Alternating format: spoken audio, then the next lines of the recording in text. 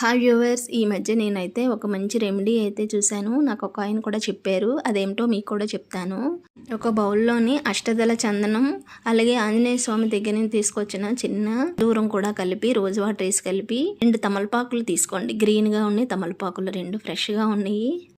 కొన్ని తెచ్చుకోండి, లేదా ఆంజనేయ స్వామి దగ్గర నుంచి అయినా. ఆ తమలపాకులపై శ్రీం అనే అక్షరాన్ని రాయండి. ఇలాగా శ్రీ అని రాసి ఇటువైపు 2 గీతలు, కుడివైపు అటువైపు ఎడంవైపు 2 గీతలు, పైనో చుక్క కిందో చుక్క పెట్టండి. ఈ ఆకుని మీ దగ్గర పెట్టుకోవడం వల్ల మీకు ఎలాంటి ధన సమస్యలున్నా, ఆరోగ్య సమస్యలున్నా, అఖండ రాజయోగం కలగాలన్నా, అప్పటికప్పుడు చేతికి డబ్బులు కలగాలన్నా ఈ రెమెడీ అయితే చేయండి అని నాకైతే చెప్పారు వాళ్ళు. ఇది మీకు కూడా షేర్ చేద్దామని చెప్పాను.